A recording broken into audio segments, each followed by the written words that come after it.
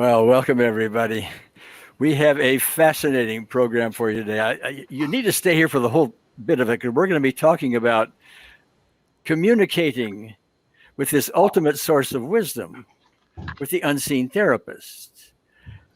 Literally, we're going to be talking about ways with some seasoned experts here about how to talk with God, and that's all part of our advanced training. It's also, part of that is given to you in my book, The Unseen Therapist, and so on.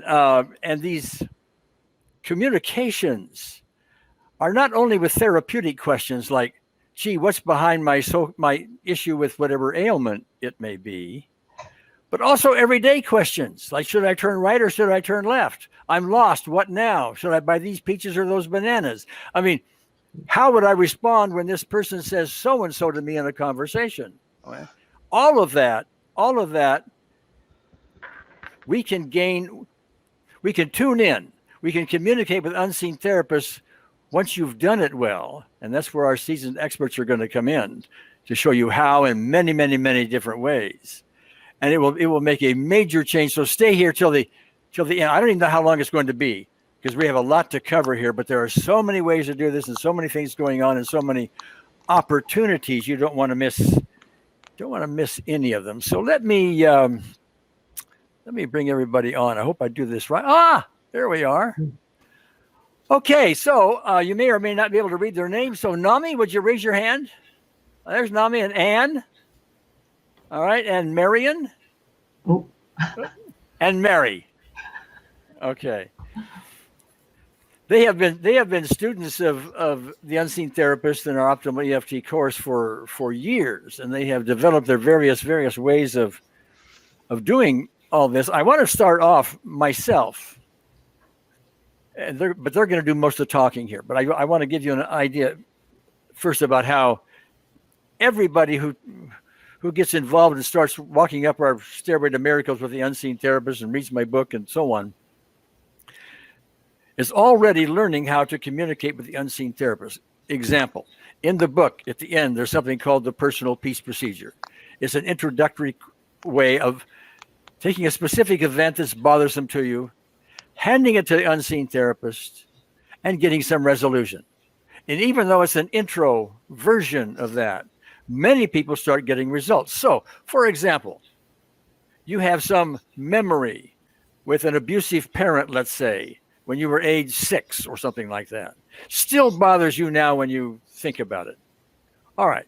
Personal peace procedure has you hand that over to Unseen Therapist in ways that are described. And then you let Unseen Therapist work with it. And afterwards, you see whether or not you got improvement. You may have gone from an 8 intensity on a 0 to 10 scale to, let's say, a 3 or a 2 or a 0 or something. Whatever that was, it's important to recognize you just communicated with the spiritual dimension. You just talked to God. You talked to the Unseen Therapist.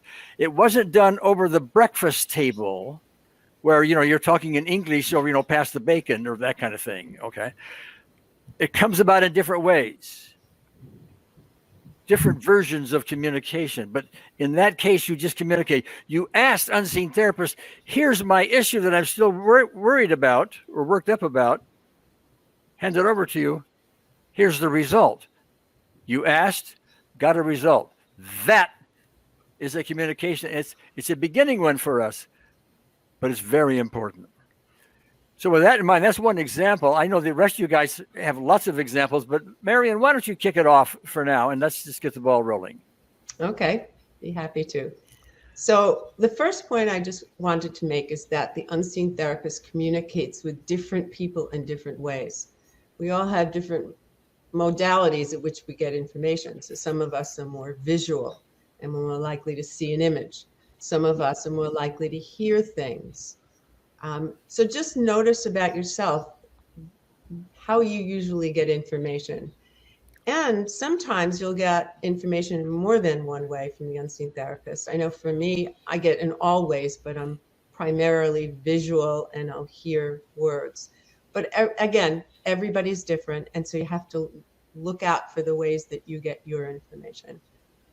So the first way I was thinking is that for me, it's often visual. And as Gary said before, that it can be for the most everyday, mundane things that you might ask a question of the unseen therapist. For instance, not that long ago, I was having a conversation with Gary after I had been sick and very nauseous and I couldn't eat. And I finally gained my appetite back. And he said, "What do you want to eat?" And he mentioned a few things that clearly were not what I wanted to eat. So I tuned in with the unseen therapist, and an image of a pear came into my mind, and I could almost taste the pear. Now, I don't know what it was about that particular fruit that it came to my mind, but it was clearly what my body needed. And I knew it the moment that image came in my mind. So it's something very concrete, very simple. But sometimes it could be something more abstract. Like, for instance, I was working with a woman who I had never met before. She was coming in for the first time. I didn't know anything about her. And sometimes I will tune in with the unseen therapist before I see someone for the first time and ask, is there something I need to know about this person? And very often I get a visual image. And in this case, it was an image of a red rose. I had no idea what it meant, but I knew from experience that it was going to be meaningful.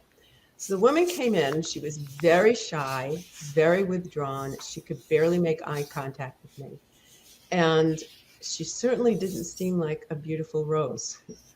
So listening to her story, I began to hear that she had grown up homeless, living in homeless shelters with her parents. And it was a very difficult life. And as she was talking, the image of the rose started to change in my mind to a rose growing in a very weeded, vacant lot. And it became clear to me that this woman had the potential to blossom despite what she'd gone through. And that, in fact, is what happened in the therapy. As we worked, she blossomed into this beautiful rose. Now, eventually, I probably would have realized that, but being cued into that the very first time I met her allowed me to gain information as to where to go with her and what we needed to do. And that was just wonderful. And that was a visual communication from the unseen therapist. So I'm sure there are other people who've had those kinds of experiences. Anybody else? Well, I think what I'd like to talk about is not just the type of experiences, but in the beginning, when you haven't had any experience, the kind of period of time where you're trying to connect, you want to believe that you can have a connection, but it's not working, or you doubt yourself or whatever. I personally, in the beginning, it was really, really difficult for me. I kind of thought of this. Yes, Gary? Oh, sorry. I was just going to echo, Mary. Ah.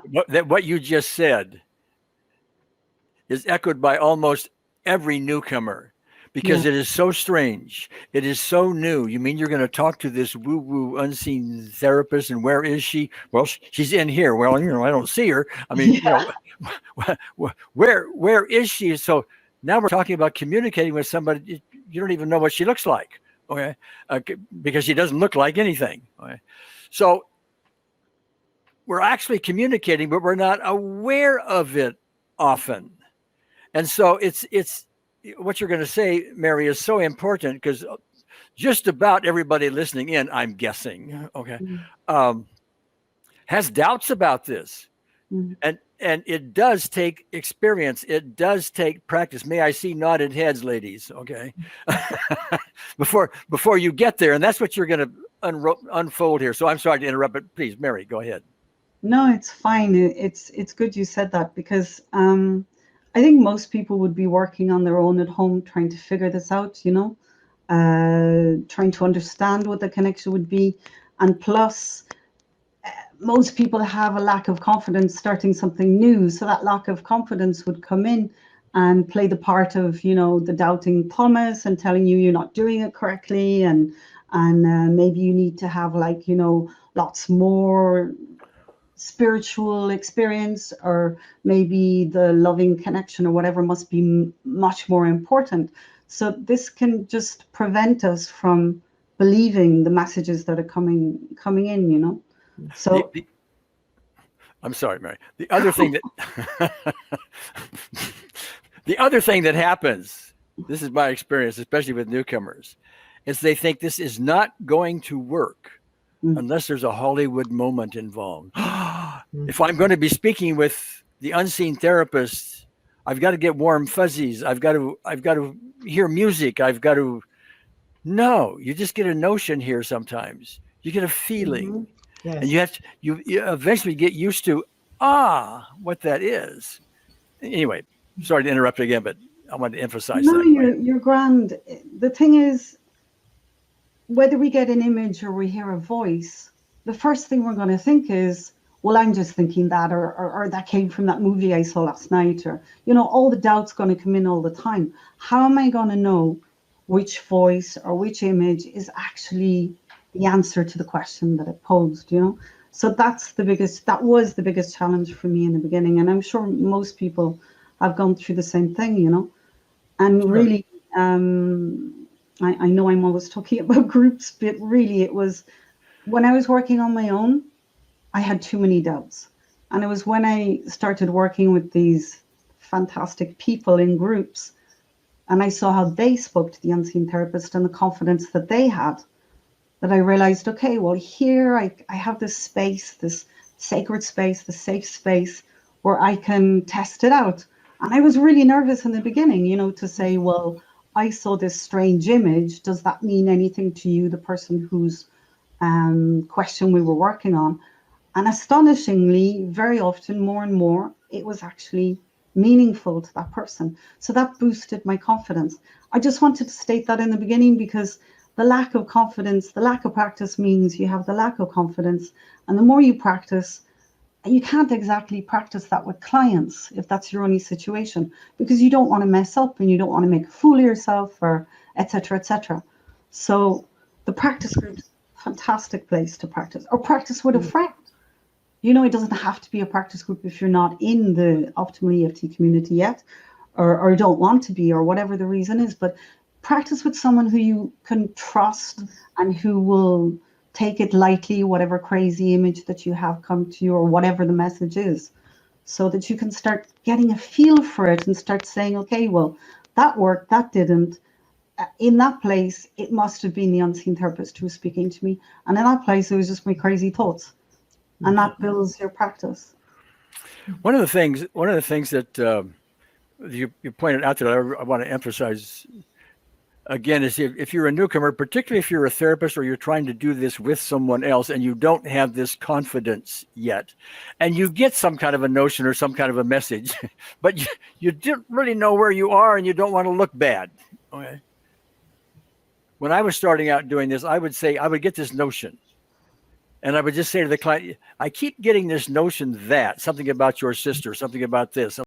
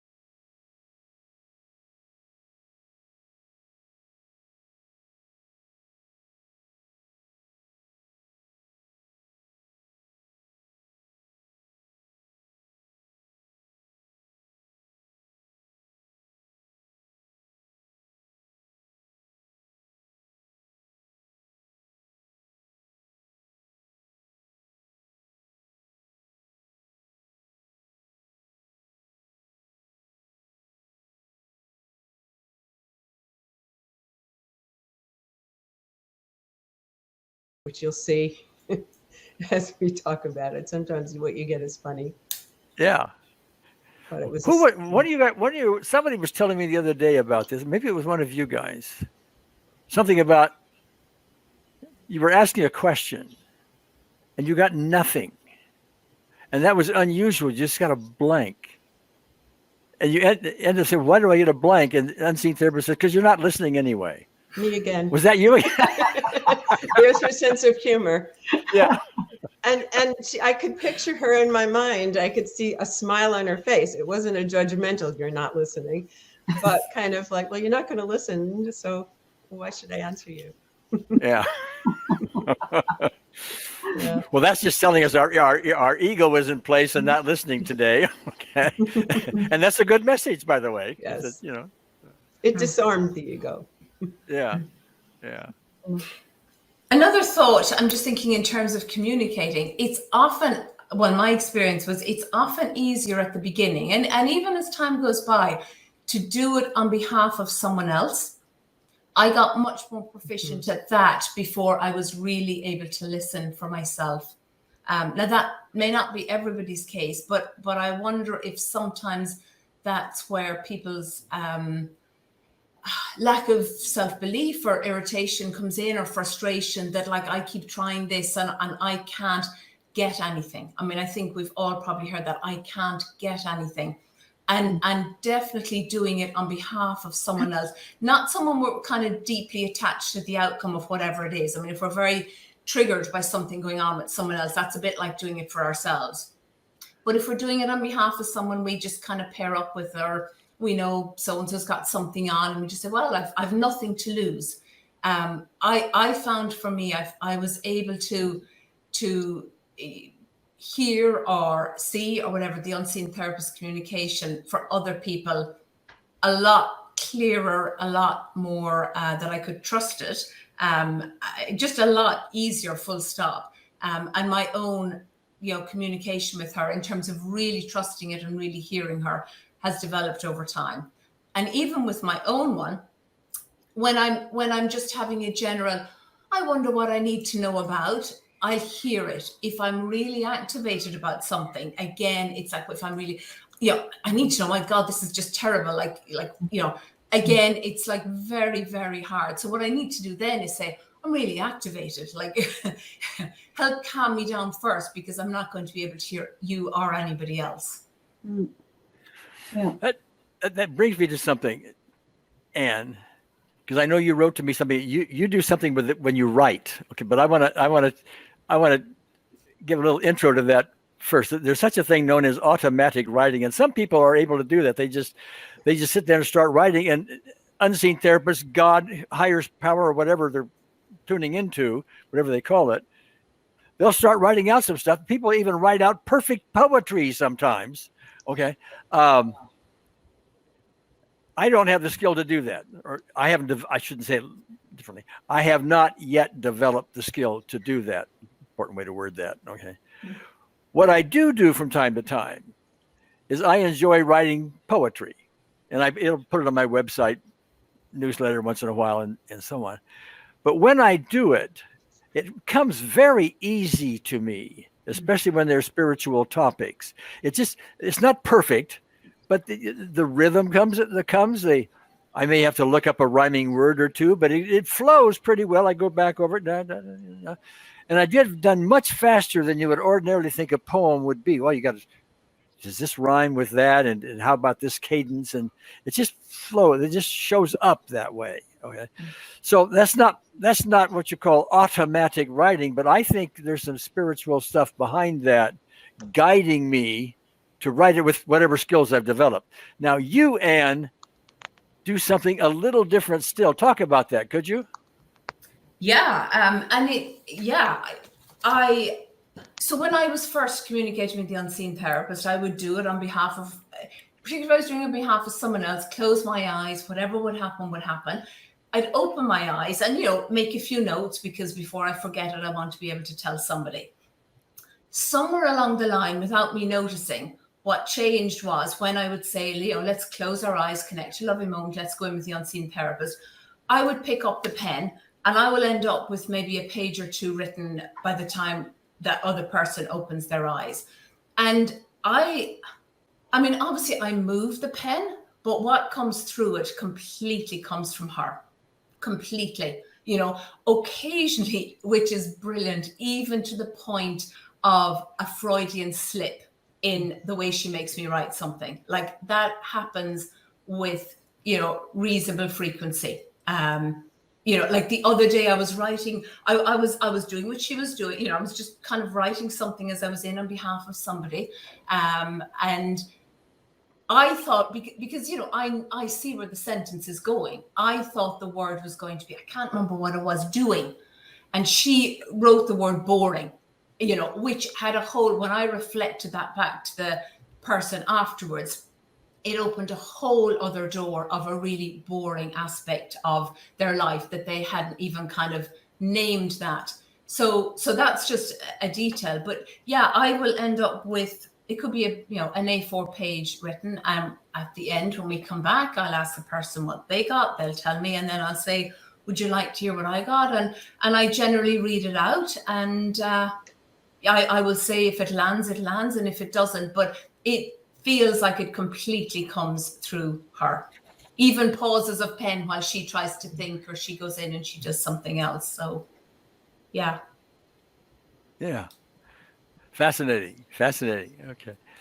And I think what I want to add is that I think we all can connect, and you just have to keep trying and trying and trying. And if you ask her, she will provide an answer in ways that you might not expect, right? So I also tend to hear her, and I've realized I hear her in my right ear quite clearly now, but I've had like thoughts or ideas come into my mind, and visually too. She'll show me visual images, but also messages from others, right? In a practice group, other people give me messages. So if you pay attention to your family members or friends around you, do they have messages for you that would be helpful or resonate to you at that time?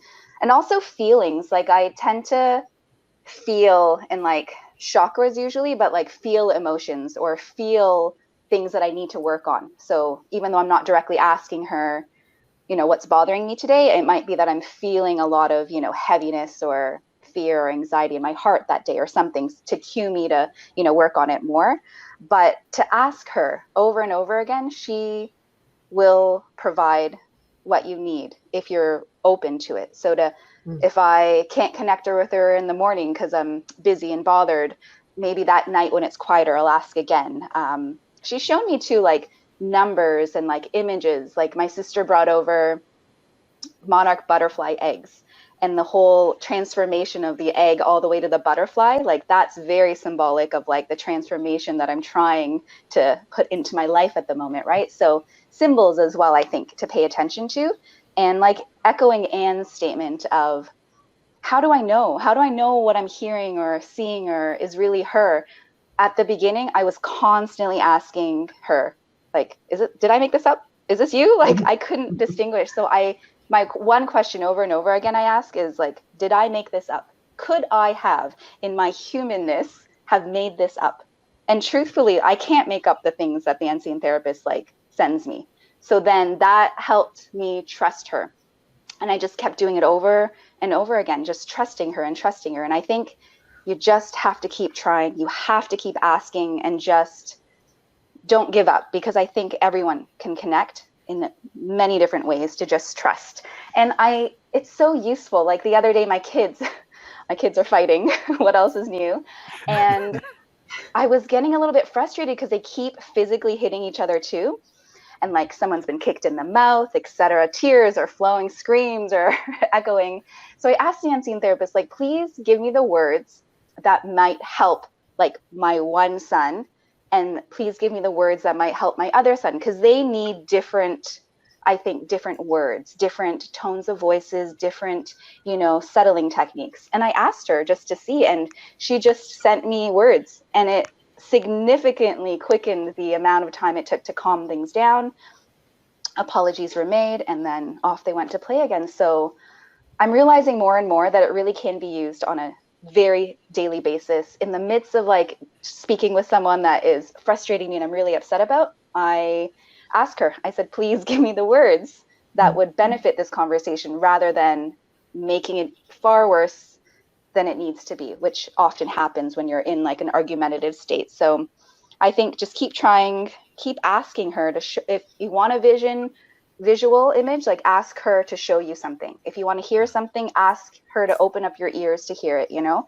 And the other thing I just want to end with is like gratitude. Like keep it open in gratitude to say like, thank you for keeping me open to hearing your messages. Like, thank you so much for helping me in whatever way you are. Like, just keep me open to receiving your messages, right? It might be through something you see on a computer screen. Like Miriam had mentioned, she got the perfect like website just pop up on her screen one day. And like, we just need to be open to it. And I think be grateful that she's sending them, be grateful that we can at some point receive them if we keep on trying. That's really nice, and it triggers a couple of thoughts from me. You know, I mean, there's a certain wisdom in this. I mean, just to go back to a second, what words would I use for your two fighting children? You know, I mean, there's a wisdom in that, and if you try to rely on your own ego stuff, you're going to come blurt out with something that's not going to help. Okay, typically. So when we get to the point where we trust, and we get to the point where you said gratitude, when you're in a constant state of gratitude, not only are you more peaceful, but you're also more gratitude, and you're more tuned in to the non-stop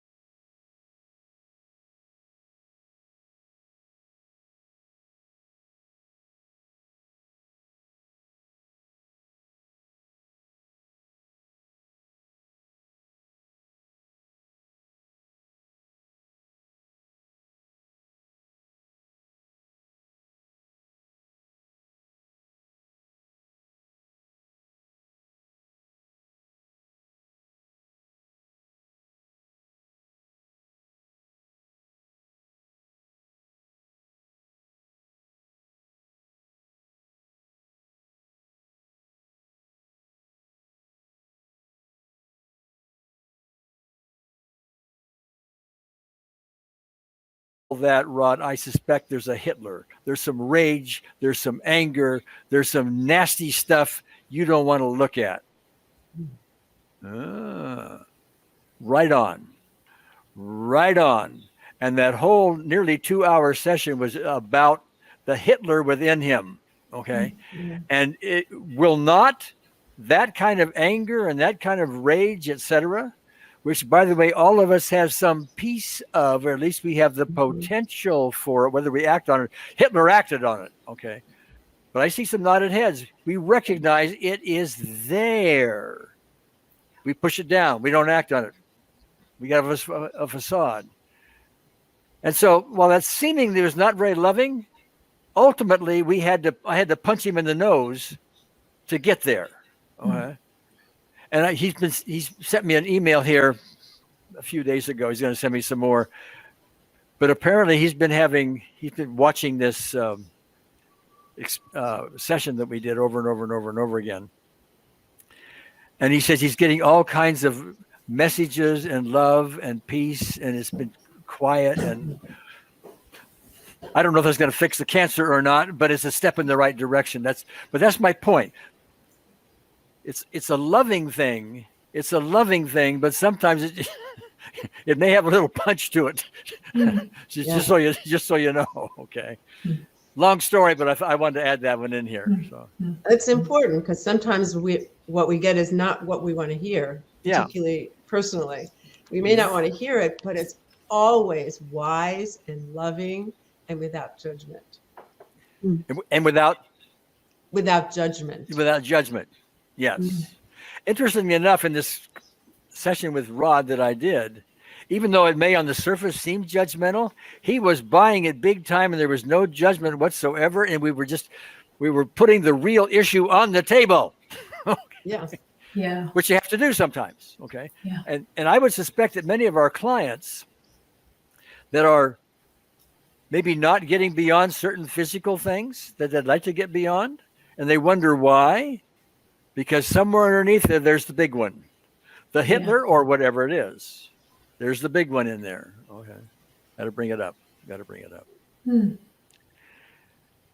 Okay. Anything more you guys have to offer while we're here? Yes. Please. I have something to add. Two things about what Anne said. One is I had a thought, and you suggested that if you're new to listening to the Unseen Therapist, try it out with some person that you have no stake in the answer. And I thought you could take it one step further and just try it with just someone you meet on the street, someone who is standing in front of you online who looks upset, or the person who's delivering your mail, and just asking the Unseen Therapist, is there something I need to know? And do it as a kind of experiment. See if it leads somewhere. See if it leads to a conversation, or in a conversation if it turns out to be meaningful. And that's how you begin to build up confidence that you can get information. And also, as everyone has pointed out, as you begin to hear or work with the Unseen Therapist more, you get to know your style. You hear it in your right ear, or you hear a voice in your head, or you see something, or things happen.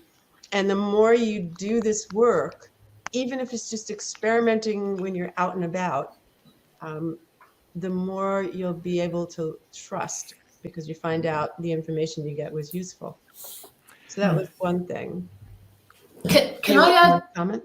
Yeah. Sorry, I want to add to the trust thing. And that is, I think more often than people realize, they do communicate with the Unseen Therapist, because I don't know if the rest of you have heard this, but often it's like if I'm working with somebody new, they will say, we close our eyes, we open our eyes. I say, well, how was that? And say, I didn't get anything. However, and then like 5 minutes of, I remembered when, and then this, and then that, so I didn't, no, I didn't get anything from the Unseen Therapist. However, wait till I tell you, what came to my mind. So this thing of like, what's coming from her, I think a lot of the times it is coming from her, but we and people that are new to this can think, well, no, I got nothing from her, but while I was in there with my eyes closed, this is what came into my mind. And that's I mean, Gary, as you always say, the unseen therapist is not out there. I mean, it is our own inner wisdom, our own divine part, our own inner guide. I mean, whatever word people have for it. So all we're doing is accessing that. And whether the voice comes from the right ear, the left ear, out there, image in head, you know, at the end of the day, like, it's coming from within, and we're just trying to connect to that part that's with us 24 hours of every day. Yeah, we're learning to listen, which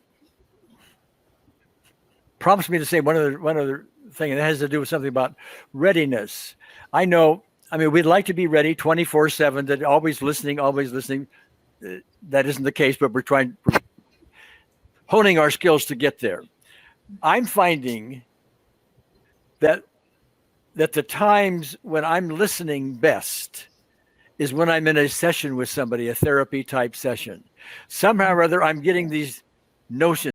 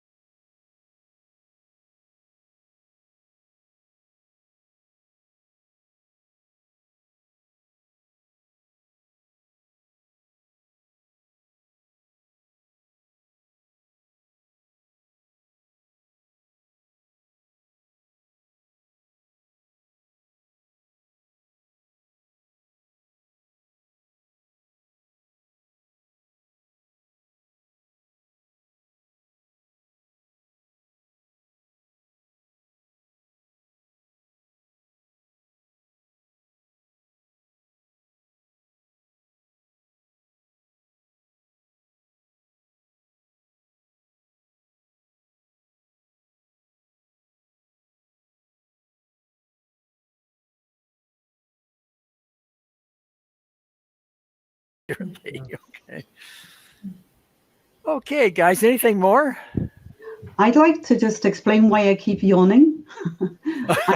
I'm a chronic yawner when we connect to the unseen therapist with the groups. I actually take notes like a prisoner, marking off in fives how many yawns they do.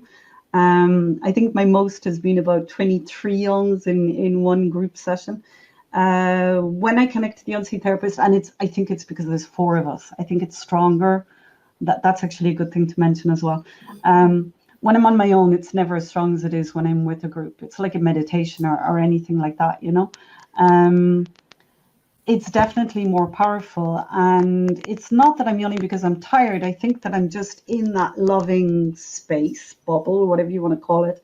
And things just start getting released, things that are ready to be released. I don't know what they are. I don't care what they are. I don't need to know. They're being released. I definitely think stuff is being shifted. So when I yawn, I know that's a good sign that I'm connected. And in fact, now that I think about it, it only ever happens when I'm in a group. It never happens when I'm on my own. So I really do think it's the strength of the connection.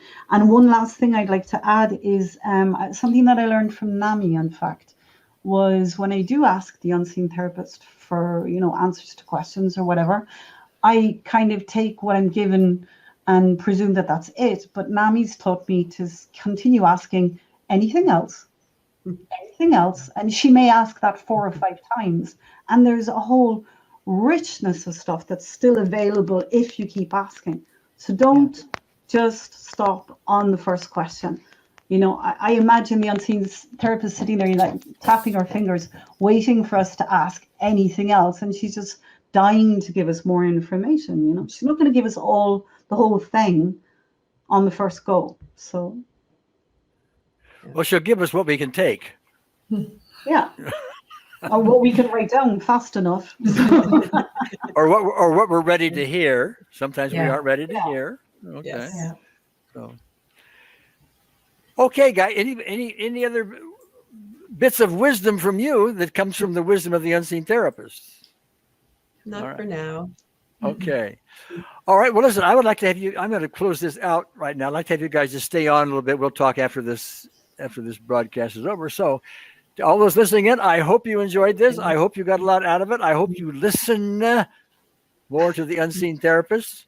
Practice, practice, practice. See you next time.